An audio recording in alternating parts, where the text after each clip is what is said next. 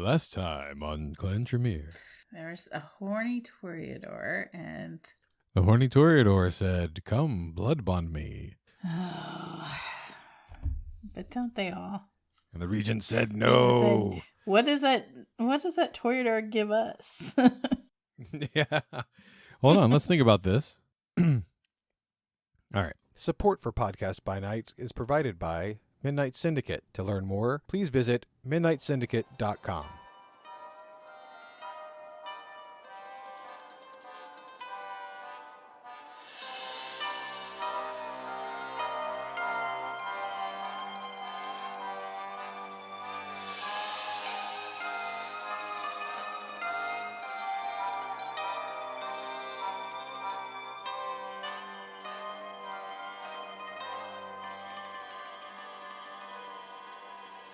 And welcome back to Podcast by Night. This is John.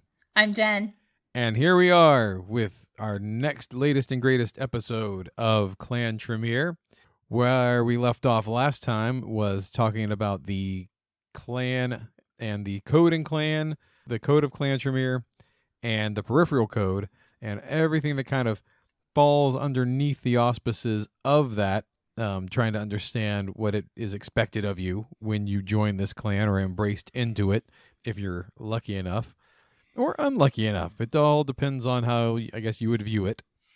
I see it as a plus in my life, but not everybody is all up for being a part of a singular paramilitary hoarder end times Armageddon vampire mage unit. That's true. I mean, personally, I would see it as a boon because it's like, oh, look, structure in the afterlife or the unlife.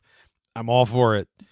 I'm all for structure and esoteric knowledge and, having to climb a hierarchy of other people who have more esoteric knowledge than me. That's actually pretty much what my real life looks like.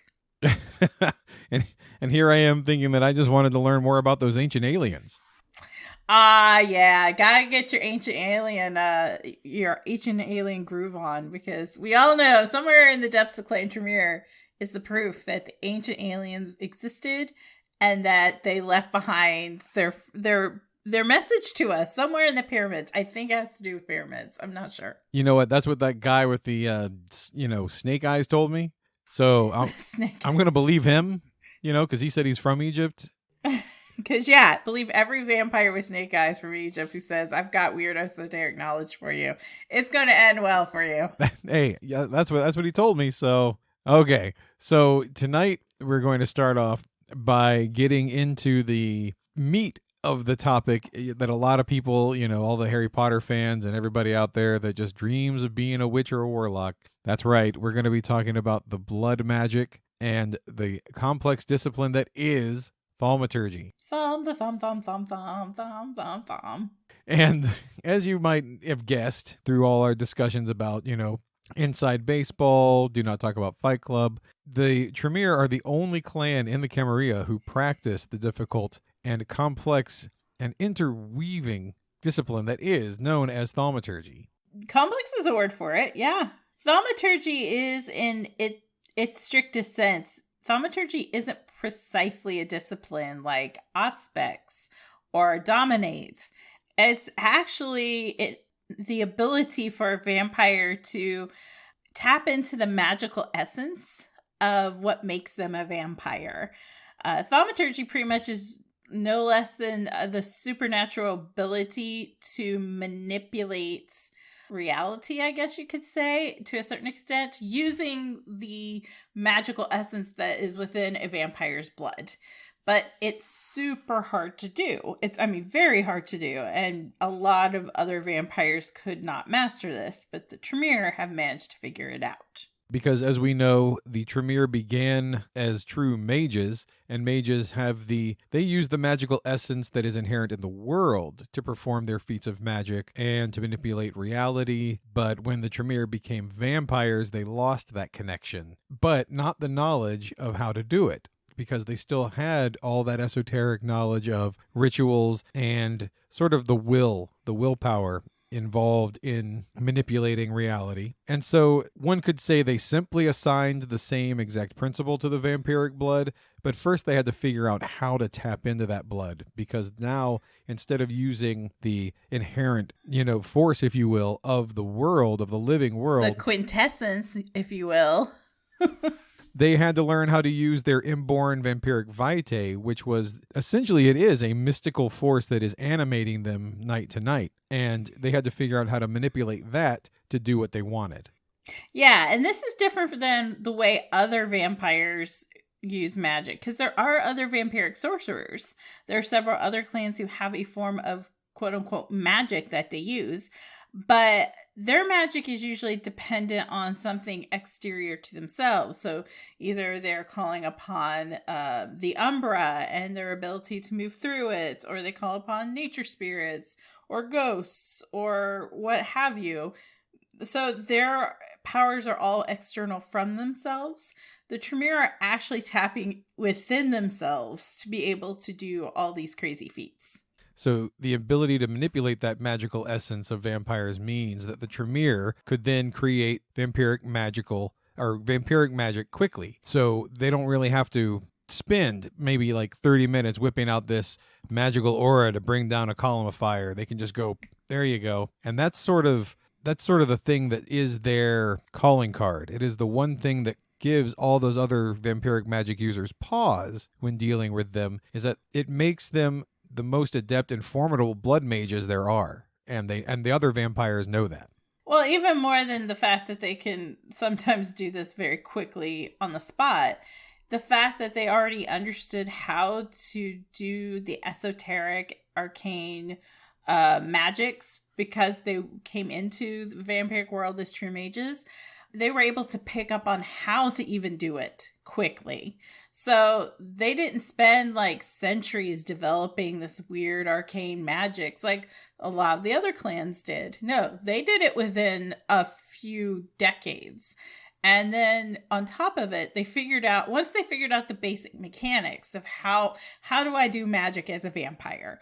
Once they got that piece figured out, they were able to apply it in an array of dizzying different ways. So I can use it to manipulate blood. I can use it to manipulate fire. I can use it to manipulate lightning. I can now call upon elemental spirits. They created a lot of different ways of how to use thaumaturgy, and in many ways trying to mimic some of the stuff they used to be able to do as true mages.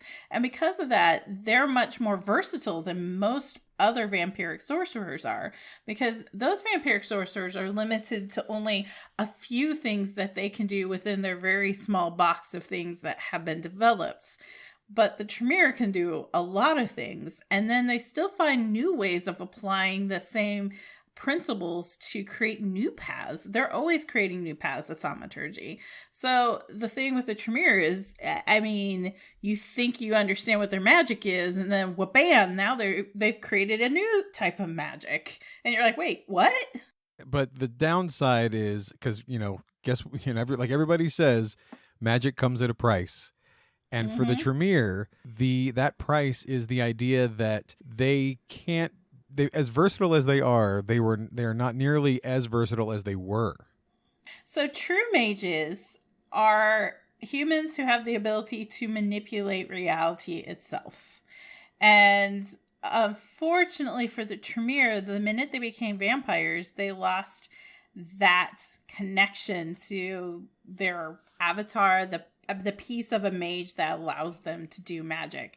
So the Tremere don't have the ability to do the things that a true mage can do. They are more versatile than a regular vampire. They're not as versatile as a true mage.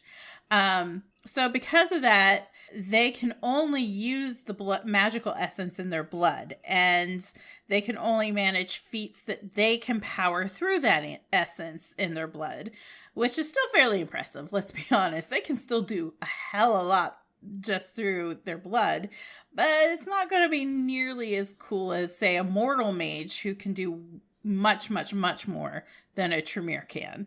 But additionally, the Tremere embrace all sorts of people into the clan. Many have a magical background, but a lot do not. So in the case of, say, a new embracee that is not as esoterically minded, or they were not a mortal mage to begin with, what kind of problems would that do, or that cause for the clan? Well, if you didn't come up through the ranks with any kind of magic backgrounds, or you don't know this world, then the idea of even being able to perform magic is foreign to you. First of all, you're like, wait, what the fuck? There's magic? And then second of all, the concepts of how one does magic are not easy for you to wrap your fingers around. So you have to learn magic pretty much by rote. So you're going to learn a form of thaumaturgy that is the same that your sire or your master learned, that they learned from their master, and they learned from their master, and so on and so forth. Basically you're just mimicking the same thing that has been passed on for generations within the clan. So consequently, a Tremere who did not come into the clan with any magical background, someone who is completely mundane, they will often not be quite as adept and creative in creating new paths of thaumaturgy as, say, a Tremere who grew up being a mage. Also, too, they're finding that often you're seeing some of the new young bucks who are coming in, the ones who are growing up with sort of this more technologically advanced world, also are much more adept in creating some of these new paths of thaumaturgy because they're thinking outside of the box, applying good old tried and true hermetic principles to like some of the new technologies and sciences that they learned growing up and putting those two together to create new paths. But if you just come from a completely mundane background, like I'm an accountant and somehow I ended up getting embraced a Tremere, then chances are high you're going to struggle a lot with thaumaturgy. You're going to probably, being an accountant, learn it very formulaically, and it's this way every time, and you can't deviate, and you can't change it, because you know that if I do this plus this, I'm going to get this result.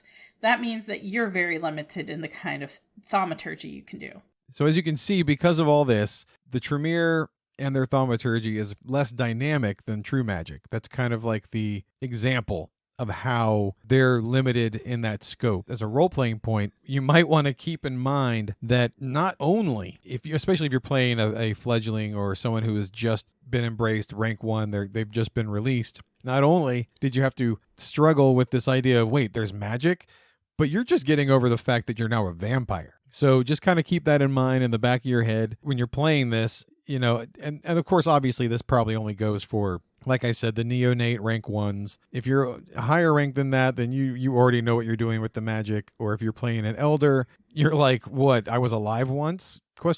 So again, just a little tidbit for the newbie. On the downside, like John said, THAUM is much less dynamic than true magic. But on the plus side, true mages have this problem called paradox, because much like vampires, true mages have to work within the parameters of reality. And if reality says, no, motherfucker, then you get smacked with paradox. Because in my mind, reality talks just like Samuel L. Jackson. I want you all to know this. Man, that reality is a dick. That reality is a dick. And it's like, no, motherfucker. And then mage gets hit with something called paradox. And it's not pleasant and you don't want it. Tremere don't ever have that problem because by their very nature, they're already reality deviants. I mean, they're vampires. Reality is just sort of like, well, you're not supposed to exist, but you do, and I don't know what the fuck to do with that. So, So Tremere do not have to deal with paradox when manipulating reality. They can pretty much do whatever they want without having to worry about getting a negative effect for it. Just so long as they learn a path of thaumaturgy and they have the blood in their body to be able to do the magic. And yeah, you still have to kind of follow that pesky masquerade law because, Tremere, you can't just go around shooting fireballs out of your fingertips. Oh, but I wanna. I know it's so tempting, but if the humans see, then, it's going to be bad news bears. But I want to fly around. I like flying too. So because thaumaturgy is so very difficult to learn, it's not exactly something everyone can pick up. First of all, it is based in Hermetic magic, and that is like a highly ritualized form. It's kind of formulaic. It's academic at its heart. And so it's something that not everybody's going to be able to grasp right away, or if they're having to be taught it. Like Jen said, if you're an accountant, somebody is that's teaching you, your master is going to have to figure out a way to speak your language to interpret it for you. So that could be limiting. And I will say I like this, go By Night Studios, because I really appreciate the idea that to even learn thaumaturgy to begin with, that you need a merit for it, because it's not like a regular old discipline. Oh, let me drink some of your blood here, and oh, look, now I can learn Protean. No, it takes time, and that merit is something that I think every iteration of the game should possess, because it reflects that time you spent put into it. Yeah, I really like that BNS made the ability to learn thaumaturgy a merit, because it shows the expense of it. Because merits in BNS are not cheap. No, and they're precious. They're pretty precious. And so the idea that you are willing to sacrifice that to learn a discipline that is that difficult, I mean, THAUM should be that hard. Unless you're a Tremere, who this is what you do. Like, for anyone else, it should be really, really difficult. And I say this only because in the number of games I know where it's like, oh, and then I took up with this guy who, like, he was a Tremere, and, like, we shared blood, and it was really cool. And then he taught me THAUM, so now I know how to do, like, this path of THAUM and that path of THAUM. And, oh, yeah, this is this really weird esoteric path of THAUM. And I'm sitting over there going, well, wait, what? Because Tremere don't just hand that out like Pez. This is something that they hold very precious. It's a knowledge that for them, it's part of what makes them valuable as a clan in the Camarilla. So, of course, they don't want everybody to have it. But also, even more than that, it's really difficult to learn. And it's because of their own particular heritage that they even have the knowledge as it is. So, anyone else learning it, yeah, there has to be a lot of work and a lot of effort and a lot of sacrifice to learn a discipline that they have spent 1,000 years developing. And the second to that point that Jen just made is that the Tremere, they know what side their bread's buttered on. They know that thaumaturgy is their thing that makes them special within the Camarilla, and they guard it jealously. I mean, it's to the point that if you are caught sharing any of these secrets, it could mean a tribunal for you. You could be just killed for it. I mean, that would be in many ways going against the code, is teaching thaumaturgy outside of the clan, because then you're working against the clan's interests. And, that's an absolute no-no in Clan Tremere. Now, with all that said, there are those vampires out there that have learned thaumaturgy outside of Clan Tremere. And there are a multitude of reasons why this could be. Either they learned it from a rogue Tremere, maybe Jen, I don't know about the Sabbat, but are the anti-tribu that jealous about it as well? It's a different situation in the Sabbats. there's a lot of drama, and when we get to the Sabbat, we'll explain why there's a lot of drama, because now you get the Shimase involved, and then there's a thing called the Valderie. It's just a huge thing. I think really where you see it pop up is if you see vampires who have either been in coteries with, especially older vampires who've been in coteries with older Tremere. And then there's always that gentle people agreement. I'll say gentle people to be more inclusive.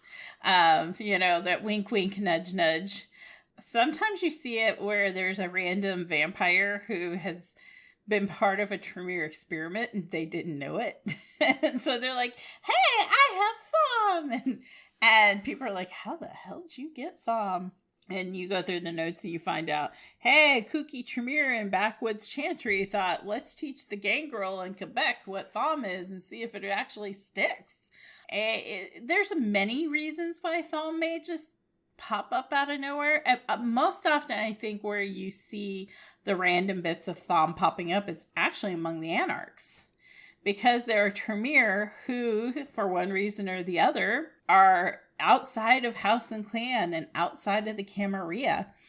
Because they're not in the structure of the Camarilla or the clan, it's sort of like, ain't nobody can tell me what to do, and I'm going to teach all my new caitiff buddies, like, how to do THAUM, so, and so you'll see sometimes among the anarchs that there is a THAUM popping up in weird places that you wouldn't expect THAUM to pop up, and usually it's because it's an anarch Tremere chantry that's been teaching it, or maybe a couple of rogues that have been out there teaching it.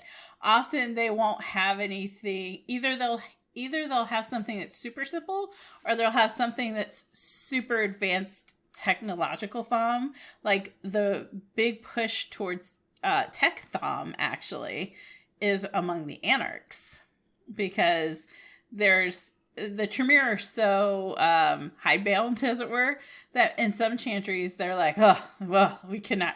Who would possibly do something involving thaumaturgy and computers? That sounds hard. And so several young Tremere just were like, okay, well, I'm going to peace out. And then they ran to the anarchs. And so they've created quite a following among young Tremere who felt there was no place for them in the more traditional chantries of the Camarilla, and they've created like these other more technological forms of thaumaturgy out in the wilds. And every so often you'll see an anarch who might wander in who has THAUM, especially a technological version, and you're like, where the fuck did you come from? And that's where. And then that's always a pain in the butt for a regent in any city, because they're like, great, now there's a Nosferatu who has some sort of tech THAUM, and I have to deal with this shit? What the hell? God damn it. Right, because according to the code, you have, like Jen said, some of those more traditional chantries would probably be like, oh, they know THAUM, they're not a member of the clan, house or clan, kill them. But that's rather extreme, considering how precious unlife is, and if maybe they're good at it. Maybe they have something that the rest of the clan doesn't, and you're like, hey, that could be useful. And so this is where I know we mentioned it before in a previous Tremere episode about House Tremere. And most cases like that, if they prove themselves useful or worthy and adept at thaumaturgy, they will be inducted nicely asked to join House Tremere and swear the oath to the code. By nicely asked, they're pretty much told either join or we kill you. Details. But they say it nicely, so there I guess therein lies the nice part. That's right. They dangle a pretty big carrot. So I'm going to clarify that this is a very obscure reference. So for any of you storytellers out there who are like, what? This is super obscure. And again, ask us, we'll get you where it's located. But for any of you out there who are wondering how this works, this is an allowance for non-clan vampires to be brought under the auspices of quote-unquote House Tremere, so that they are under Tremere guidance as they develop their thaumaturgy and the training that they need to really optimize their magical gifts. So this is a good idea for any of you STs out there who have like those players who are like, I really want to play a Nosferatu who has THAUM. This is a kind of avenue for you to explore that. It definitely allows for those weird one-offs and can create some kind of fun gameplay, especially for some clans who are like, I heard the Tremere are weird. I hear that they worship demons and eat babies. They only worship demons sometimes. And the eating babies thing is completely untrue. But, this gives you an avenue to allow players to kind of explore it a little bit. Jacheski, put that baby down. They need some fresh blood in the family is what I'm saying. Let that baby grow up in 16 years, and that adds to the DNA gene pool. So essentially what happens with a vampire who is not a member of Clan Tremere but who does know thaumaturgy, they are made to take the oath of House Tremere, the same oath that we just talked about in last episode, and they must swear their loyalty to House Tremere. Now notice I keep saying House Tremere, not Clan Tremere. There is a little bit of a difference. Additionally, they are granted a rank among all of the apprentices of house and clan, but often it's a lower rank. Like if they would have been brought, if they're talented enough to be like an apprentice of the 5th, they might actually be brought in as an apprentice of the 3rd because you're Nosferatu and you're still creepy as fuck. And just like Clan Tremere members, they are bound to the Inner Council and the Inner Council's will. So these members of quote-unquote House Tremere are often second-class citizens, but they're still able to attain rank and title within the clan. And a particularly adept member of House Tremere can still rise pretty far in the ranks, even if they're not a member of Clan Tremere. But you have to play it very, very carefully. So there's a prime example of this very phenomenon found in India. And this practice is found amongst this bloodline called the Tremere, who are actually a bloodline that has been bolstered over the many centuries by the Ravnos, who are a clan we will talk about in future episodes. But the Ravnos hail from India, and they also too have a type of vampiric sorcery inherent to them. And so the two clans have kind of joined forces, as it were, and the Tremere in India have brought the Ravnos into that bloodline to kind of like boost the ranks, as it were. And so even though they're not technically Tremere in terms of being embraced by Tremere, they are still considered to be part of this bloodline, quote unquote, Tremere, this members of house and clan, even though they have Ravnos blood in them. Yeah, that makes sense because even I'm not quite sure how 5th edition, they haven't even discussed Ravnos, have they? I'm just speaking about the future of the clan. Yeah, I haven't checked yet. But it would make sense though that they would use this as a shelter, that the Tremere are like, hey, we need the numbers. The Ravnos are like, hey, we need the protection. Yep. So yeah, it's like one of those made in heaven moments. I mean, we had a similar situation happen in our game where it was a defector, if you will, from the Assamites, the Banu Hakim, and she swore an oath. And like I said, Ari, you're still a Tremere after my own heart. So, well, she was playing a sorcerer, an Assamite sorcerer who had defected, looked to the Tremere for protection, and was like, they're like, okay, take the oath, you swear it, we'll make sure you're protected. And her character in that position was like, well, my own clan's not going to protect me because they're idiots. At least that was her opinion. And so she swore it because she felt that the Tremere in the city had the power and the strength in numbers to be able to protect her. So there's a lot of reasons why a vampire would swear an oath like this. And this, in many ways, reflects the habit that the Tremere have always had, even way back in the day when they were, when they first changed from mages into vampires. Frankly, even back in the day when they were mages, because when they were mages, they would bring in all sorts of people who were interested in some of Tremere's teachings because they found that there is strength in numbers. So if they could bring a lot of different people into House Tremere, that made Tremere as a house stronger and able to stand on its own. And then when they transitioned from mages into vampires, they just had the same process of, we're not going to just take Tremere, we'll take whoever and we're going to bring him in, and it's just going to make us stronger, and it's going to make us better, and it's going to make us just as a clan survive. So this idea of bringing in quote unquote house, in many ways, it's just the continuation of what the Tremere have always done since way back when they were still mages.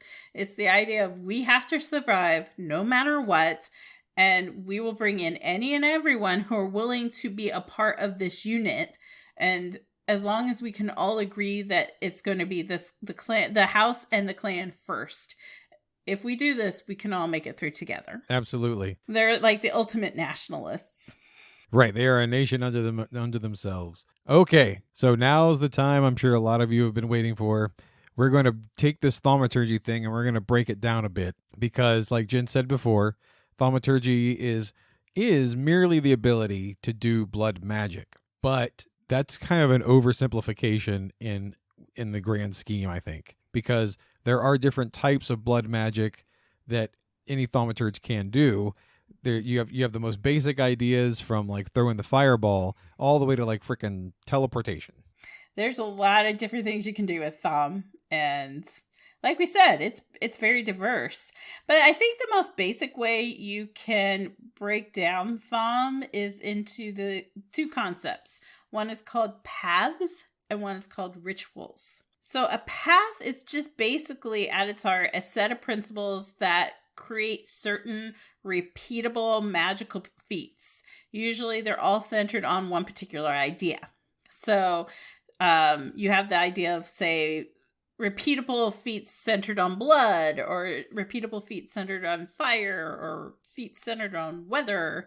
Paths rely on a few simple ideas that create an easily manipulated effect, and they can often be widely taught and repeated to those who have trained in it. So paths are kind of like the bread and butter of thaumaturgy for the Tremere. They're the easiest and most versatile things for most Tremere to learn. So there are a variety of different paths that the Tremere have developed, and in fact, nearly every form of blood sorcery that other clans can do, the Tremere have an analog in the form of thaumaturgy.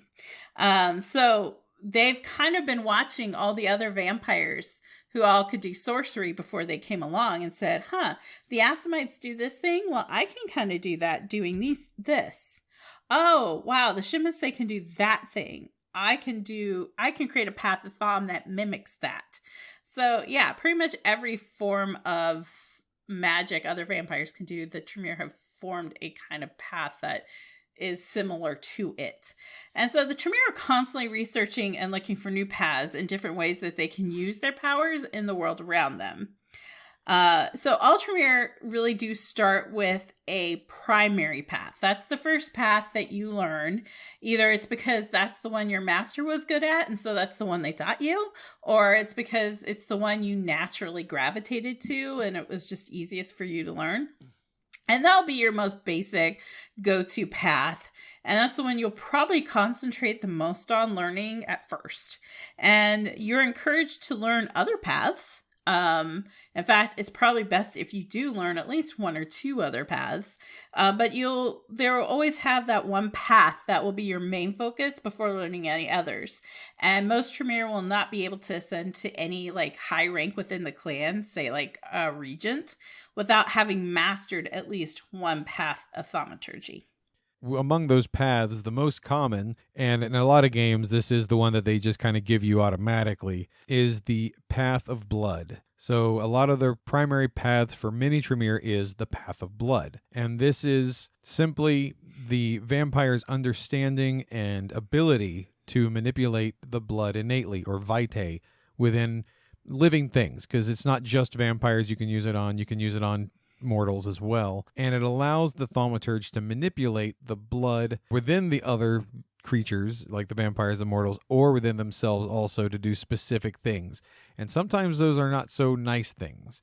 It's, I would say it is one of those paths that I always find is underestimated. Mm-hmm.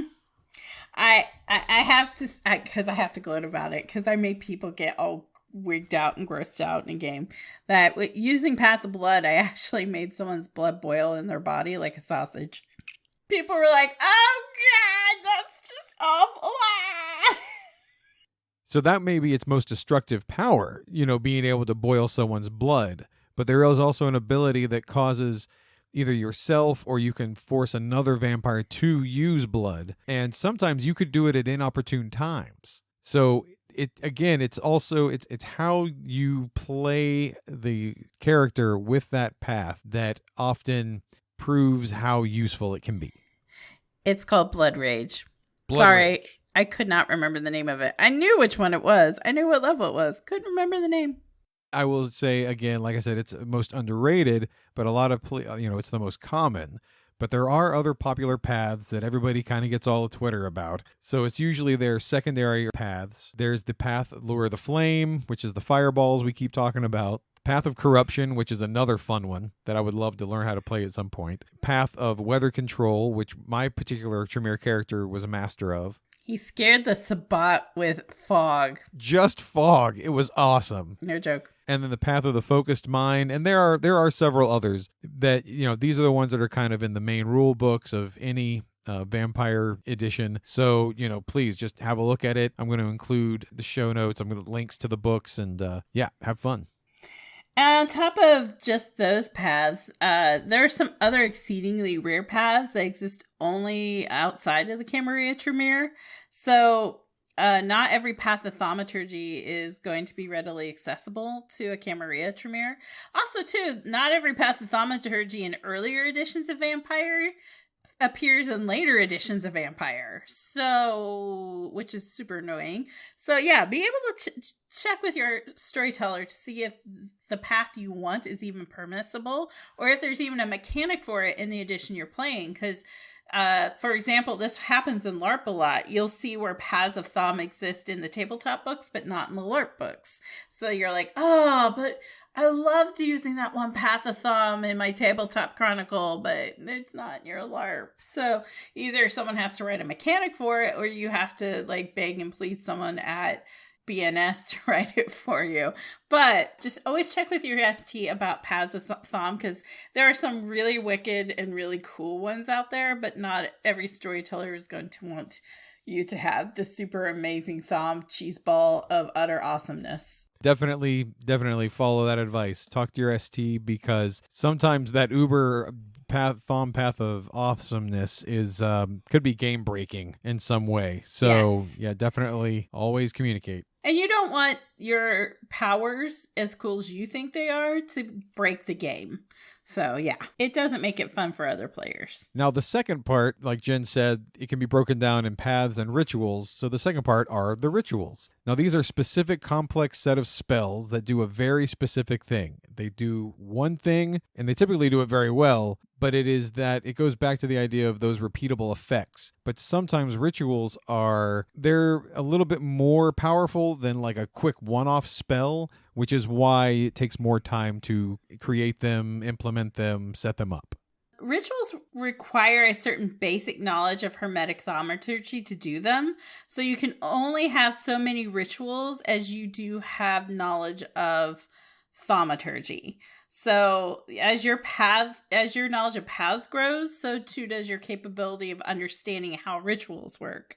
That's part of why the mechanic in the book works the way it does. You can't have a ritual that's higher in its difficulty than your path of thaumaturgy is. So because of this, thaumaturgists will usually not have a lot of rituals at first, and they do tend to concentrate on those rituals that are most useful for them and what they're doing. Now, that's not to say they can't learn more rituals and develop kind of a back catalog of rituals that they can go to.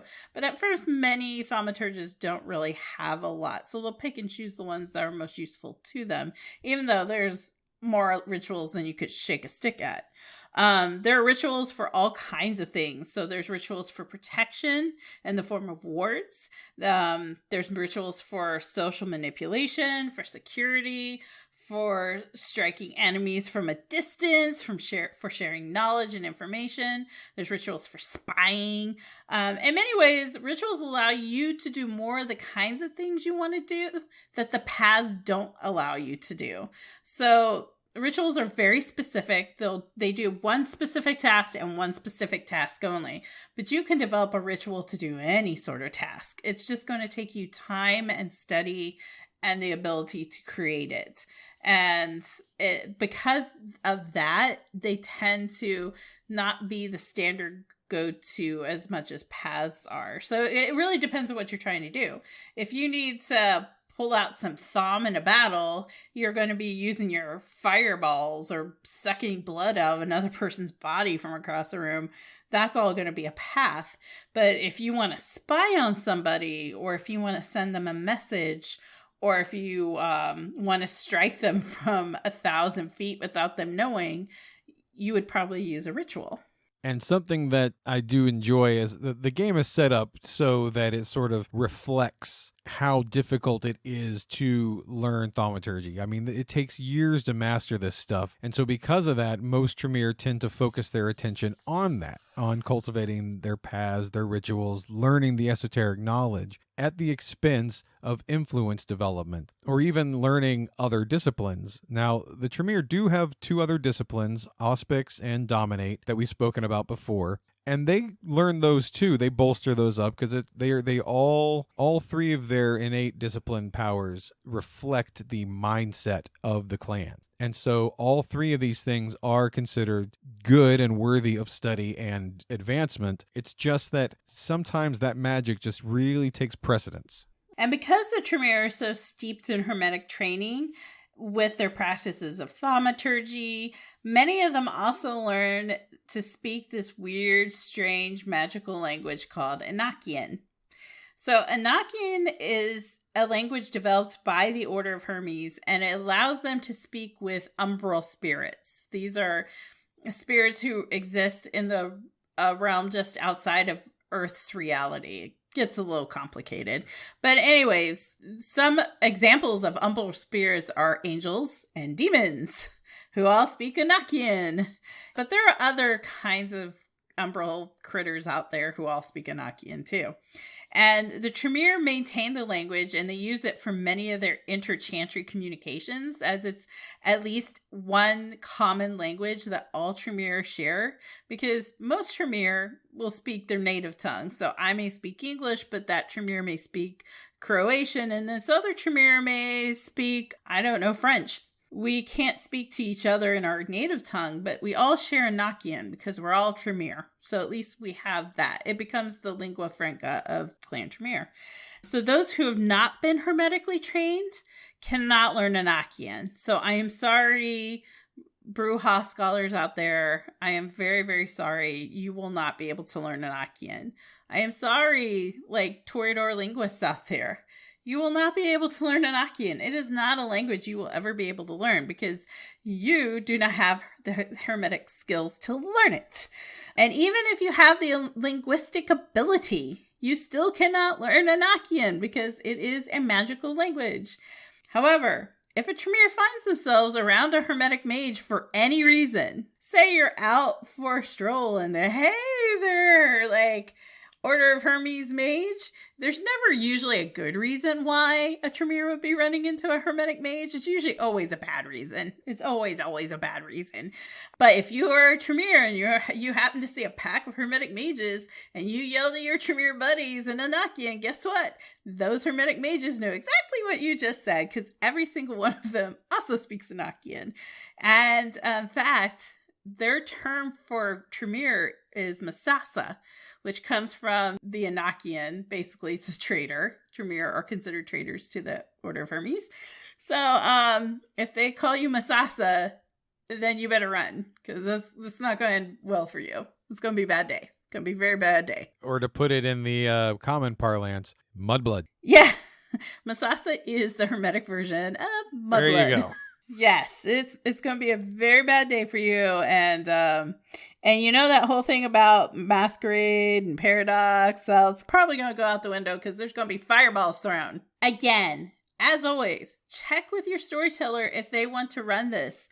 This is sort of a sneaky thing that Tremere can do to communicate with each other in code, but it's also a bit annoying. So other players could be quite fed up if they go, I'm going to go listen in on what the Tremere are talking about, and all they hear is wah, wah, wah, wah, wah, wah, wah, wah, wah, wah, wah, wah. The storyteller may be like, nah, I'm not doing this Enochian thing.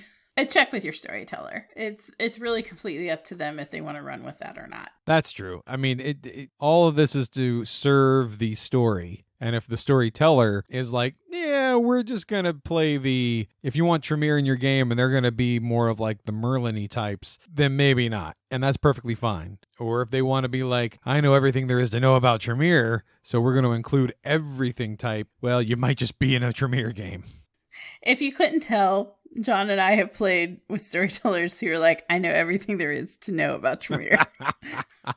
And there's nothing wrong with that. Nothing Not wrong. at all. No. Okay. ladies and gentlemen, it's my favorite moment of the podcast. I've always wanted to be a wizard, and I want to go to Hogwarts. How do I get to be in House Slytherin? I mean, wait, House Tremere. Damn it. They're the same thing, right? That's right. So now we're going to try to break down, all the good, tasty RP bits about how to Tremere. Yes. Oh, Tremere. Yeah, the Tremere live, eat, and breathe magic. But that being said, the clan is most concerned with defending themselves and survival, which means they embrace anyone who might help them out to that end. So you don't have to be the uber super mage, but it does help sometimes if you are.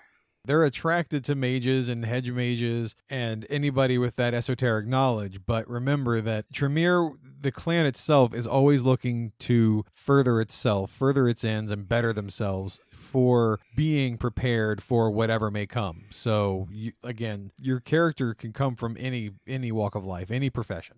Yeah, I mean, as long as you have a skill set that you can bring to the table that the Tremere find useful, chances are they'll embrace you. So you could be a researcher. Researcher is great to be in Clan Tremere. So basically being me in real life, because Tremere are always doing a lot of research. So researchers, scientists, great for Clan Tremere. Librarians, occultists, investigators of any sort would be great for this clan. Anyone who has the capacity to basically follow an order and work with others towards a common goal. Guess what? You're like tailor-made to be a Tremere. So you're ex-army or an ex-cop or, whatever. Like if you're part of an organization with a top-down sort of hierarchy, you're born to be a Tremere. Let's just face it. And they also prize ambition. Because they're really Slytherins. They're cunning and shrewd, and Tremere can help you on your way to greatness. So with that, it's easy to understand that the underlying current of like the emotion and the mindset and the drive of ambition is attractive to them because it sort of goes along the lines of even their discipline, their power traits, because if you can craft your will and bend it to what you desire to do, that means you can bend the minds of others, or you can manipulate the blood to do what you want it to do. It all connects. People who have this ability to be fiercely strong-willed, often they're the ones who will raise in rank in Clan Tremere. So they're going to be the ones that are the hard-ass regent who rides you, or the pontifex that demands you jump and then you have to say how high. Only the strong survive in Clan Tremere. So you have to have the ability to walk that fine line of willing yourself to succeed, but not being impertinent, because you still have to answer to someone who's higher above you in the pyramid. And guess where all this shit rolls down? It rolls down on you. That's right. So you always keep that in mind in Clan Tremere.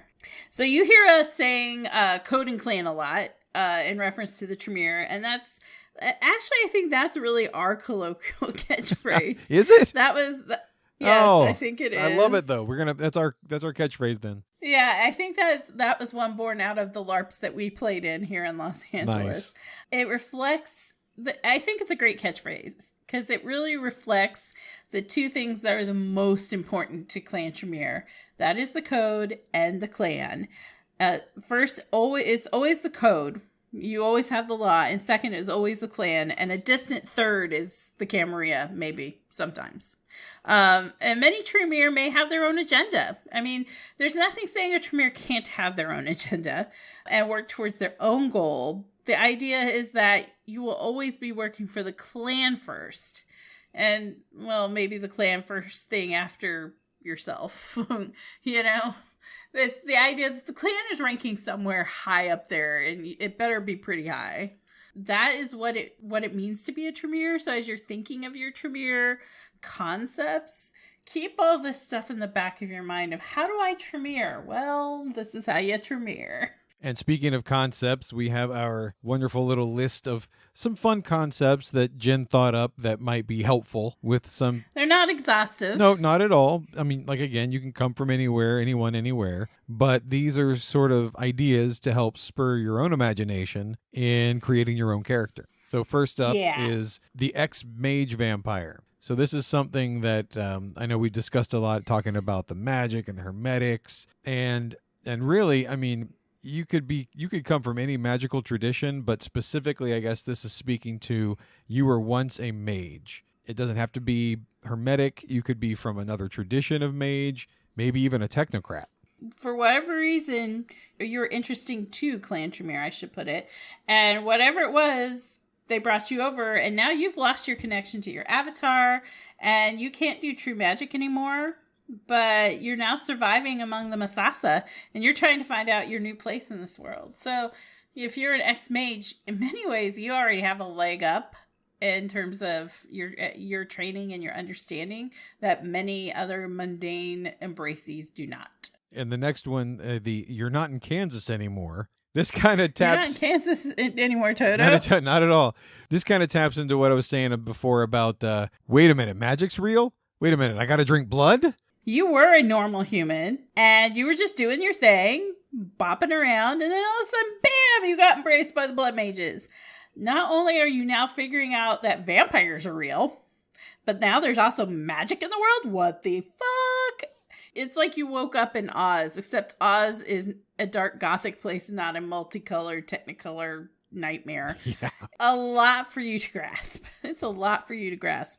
And you're struggling to do it. And you want to prove to the Tremere that they didn't make a mistake in embracing you and bringing you across, but you still have to try and figure all this out. And you're like a step behind all those former mages who like always were aware that there is this like supernatural world out there. And I would say, even as a role-playing note for that particular concept, it could be a lot of fun if this is your first time playing Tremere, but maybe it would also be a good concept for somebody who is coming from like another clan. Like say your favorite is the Gangrel, but you're like, hey, I always wanted to try that Tremere. So you kind of already know how to walk the walk and talk the talk of the Kindred. So just come up with an idea of like what drives you, stick to that, and then they'll teach you everything else. Yeah. I mean, one way or the other, you're going to learn sink or swim. That's right. Hey, welcome to the deep end. Yep. So the next idea that we have on the list is that of a militant order. So you have a background in some sort of militant order.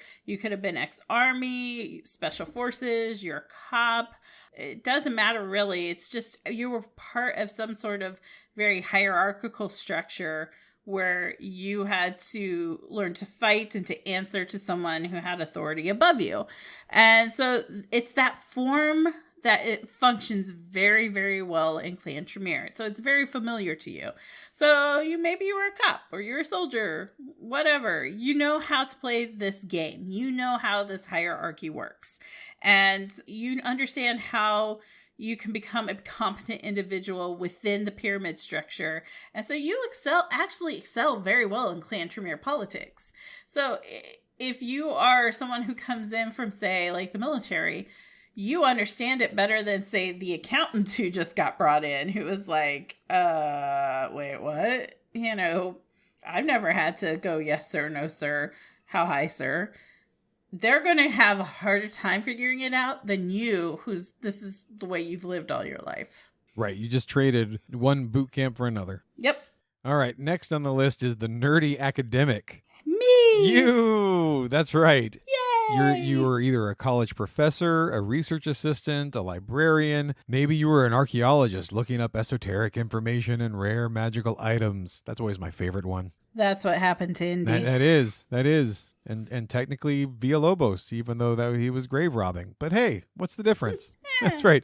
So whatever the case is, you have the skills that are valuable to the clan for doing a ton of research. You have the mind for that sort of knowledge and those details and all of that history. You know how to investigate and gather the data.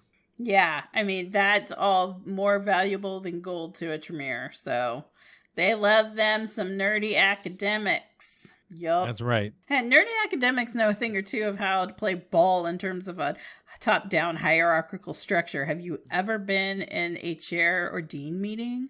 Oh my God. That's true. And you also know as far as like ambition and survival, you also have the idea that like if you're a PhD student, you're like, okay, what's my thesis? Oh, great. Now I have to defend it. So you know how to argue your point and to at least at least sound like you know what you're talking about and make others believe you know what you're talking about. I think more than anything is just passing your exams. You're like, oh, thank God, I passed. I could go to the next circle of mystery. Oh my God. I certainly feel that way. No, hey, that's valid. It's valid. I'm just saying, those Caltech people will disagree. You know what? Those Caltech people, they're not in the humanities, yo. That is very true in more ways than one. We kid. We love Caltech. I'm a UCLA Bruin. I have nothing but love for, the science nerds at Caltech. There you go. I also live near Pasadena, so I have to love Caltech. And by the way, the Athenaeum at Caltech, I had lunch there. It was pretty amazing. I'm like, you nerds live in some swank style, yo. Howard Stark must have been like giving y'all some money on the down low because we all know he was an MIT grad, but let my nerd flag fly there. Anyway, another concept is that of an organizational leader. Maybe you don't know much about magic, but you do know a lot about people and how to make them work for the greater good. You understand influence and finance and infrastructure more than you do magic, which, you would think, but aren't the Tremere a bunch of mages? Well, yes, but they still need to be able to have people who know how to do infrastructure and finance and influence. And those people are still very valuable to them. So because of that, because you do it so well, you know how to utilize your resources better than any old fusty, book of mage lore. And, you're not used to having your nose in a book. You're used to like schmoozing the room and, making it more advantageous for the Tremere in the realm of politics and the Camarilla. So you are probably going to be the person who maybe a little bit of THAUM, maybe you don't know any THAUM, but you sure do know politics, and you're going to be the person that the regent depends on to be able to move in the Camarilla, because the regent's probably busy with their nose in a book of THAUM. Let's be honest. Right. Every organization of dusty old wizards needs to have a face person. Yeah. Right. Okay, and the last one on the list is the former Duchesky. We've actually had one of these in our game as well. Yes, we did. That you or your family have served the clan Tremere for centuries, and because of your good service, you have earned the right to be embraced. Now you get to be the one bossing everybody around, if you can ever get over the embarrassing nature of where you came from. Yeah, because you're not pretty, but at least you're smart. And also, too, people are like, wow, you've kind of aimed high for a Duchesky and came out all right, I guess. Yeah, I mean, it could be a badge of honor, Could be a badge of honor. But you know what? Your aunties and uncles back in the family are proud of you. Look how far you went. You're an apprentice of the third in Clan Tremere. That's right. Great grandma's so proud. Oh, Grams. All right. And next we've got our pop culture references. This is the part of the podcast where we give you guys all the stuff that sort of point to this clan represented in pop culture. Yeah, so pretty much any wizarding movie, go watch it. Like all of them. Watch all of them. Just sit down and just mainline them into your veins. I mean, you can... Doctor Strange. Doctor Strange is perhaps my favorite #1 movie of all time to understand how hermetic magics kind of work and the weirdness. I mean, it's straight up. It's a movie about a cabal of wizards who understand the world in strange ways and concepts of flexible reality. Tell me that is not hermetic mages. And obviously, we've made so many references so far that obviously Harry Potter books and films are, of order, just to kind of give you, if nothing else, that sort of childlike sense of awe and ooh about the magic and everything that you do. I will definitely throw in one of my favorites, the show The Magicians, which is about a college of magic users. So it's kind of like Harry Potter grown up with sex and drugs, and it works perfectly for this kind of thing. My pick that I throw in here is a movie called A Dark Song. It is a horror film. Yes, it is horror, but It's also a little bit of suspense and, psychological horror. It's an amazing movie. And that's saying a lot coming from me because I do not like horror movies, but I love this movie so hard. And it really shows you how hermetic magic works. It literally shows you, because that's what they're doing. They also show you not just how it works, but what it costs you to do it. The ending is so superb. It makes me cry every single time. Every single time I cry. I'm just sobbing at the end of this movie. I should note I sob at the end of many movies, but this one it really gets you. It's an amazing movie. It's a Northern Irish production. Ooh. Yeah. It's called A Dark Song, so go find it. Very, very good movie. And I think it really could help you as you're trying to visualize like how these characters are working on rituals or how do rituals work. This is a perfect movie to kind of show that. I also put on this list, I recommend pretty much any military movie.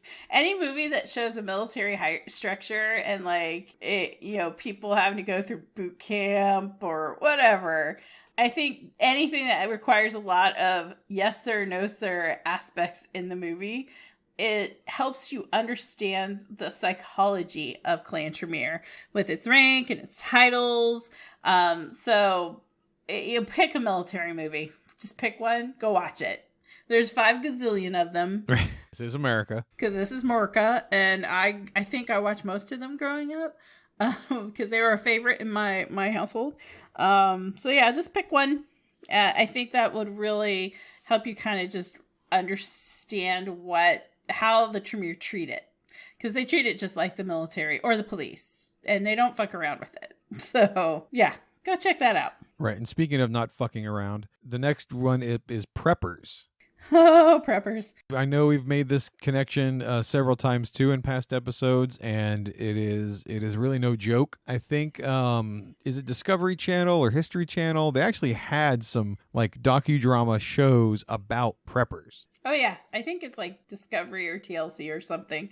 Right. So Google that, and that'll definitely give you that sense of the survivalist mindset. Or just turn on the news right now. Well. Yeah. It's sad. It's sad and horrific, but it's true. Yeah. But the preppers, I think, are good. It's a good way to kind of get into like the way the Tremere think. They're like, we have to be prepared for any contingency that comes our way because the world's going to go to shit and we're going to survive. Fuck the rest of them. It'll be us. Straight. Ride or die. Okay. And the last one on the list is any high stakes political drama. Yeah, so much like with any of the clans, the Tremere are very, very, very, very political. I'd say both they and the Ventrue are the most political clans. So watching any of these sorts of shows for either of these clans, I would highly recommend doing that for both Ventrue and Tremere. It's a great idea. So, we always bring up Game of Thrones. What you gotta admit, there's a lot of parallels. Figuring out, and as much as I love West Wing, and it is probably one of my favorite shows of all time, not the kind of political show I'm talking about. I'm more talking like House of Cards.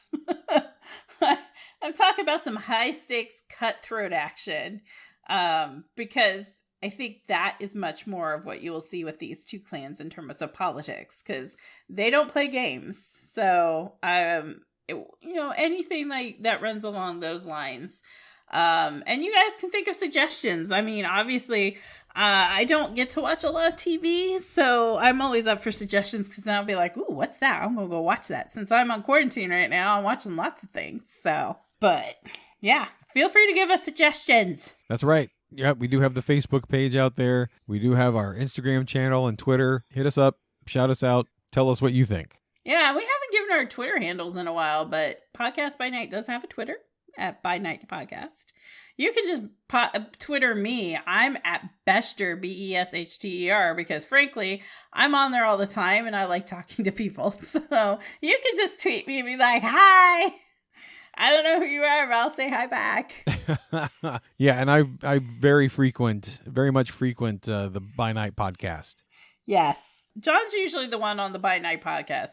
I'm the annoying person who's just retweeting it and then like, look, here's this BuzzFeed article. Isn't it cool?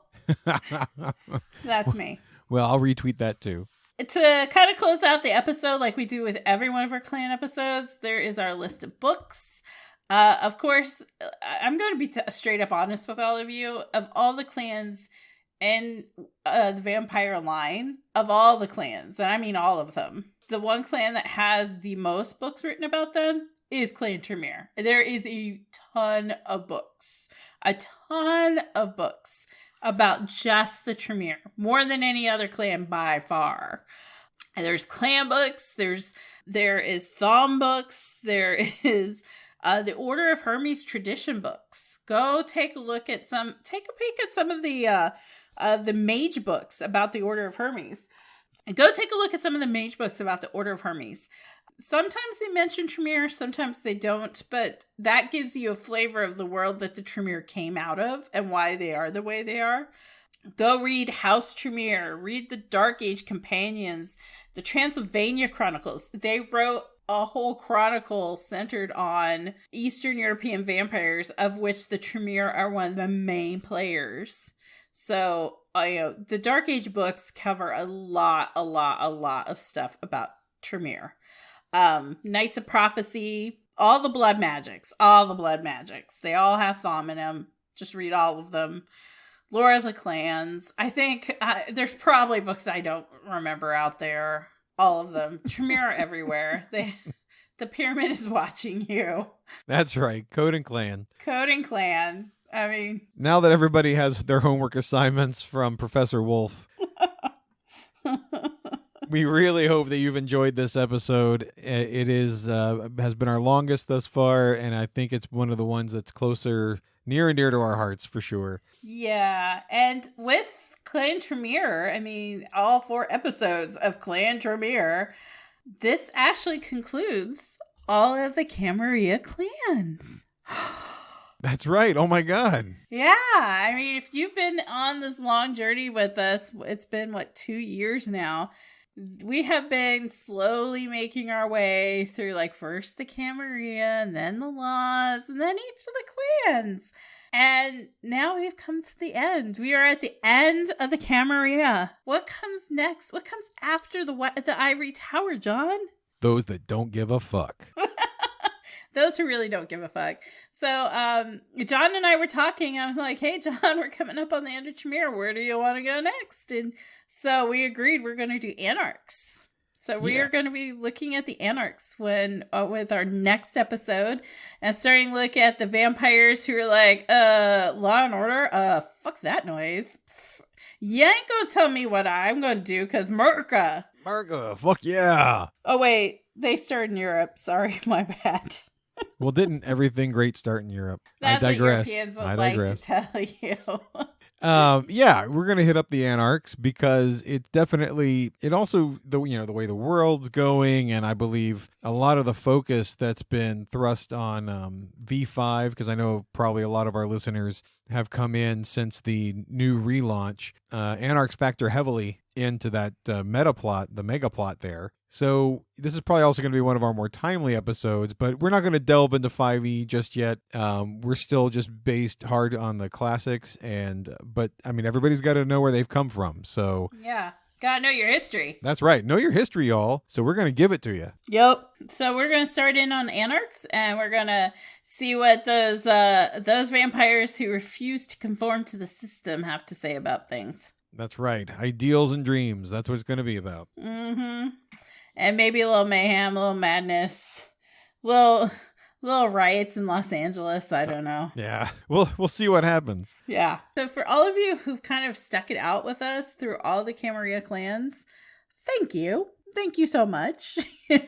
We hope this has been informative. I know for a lot of you guys out there who may be tuning in, this is your first taste of vampire, and you're like, I don't know how to bruja. So I'm hoping our podcast and our episodes have kind of really, really helped you kind of get your hands into it. I know sometimes finding the time in our busy schedules just to sit down and read a clan book is sometimes we can't find it, Our episodes are designed to kind of be that gap to help you get into them. So I hope that you guys have all enjoyed them. Absolutely. Absolutely. I just want to second that. Thank you so much. It has been a lot of fun doing this and putting this together for you guys. And, you know, the long, stressful hours of editing. No, I'm kidding. It was always fun.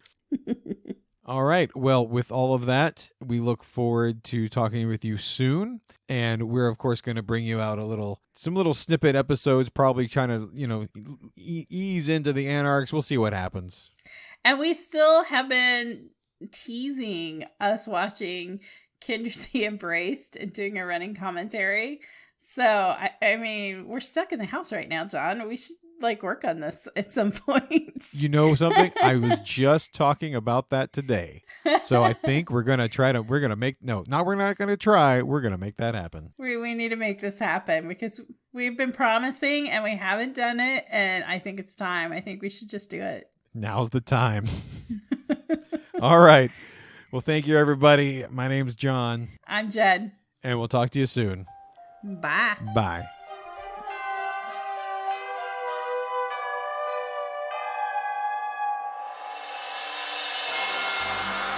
And if you want to get a hold of us outside of our normal podcast hours, you can find us at Podcast by Night on Facebook.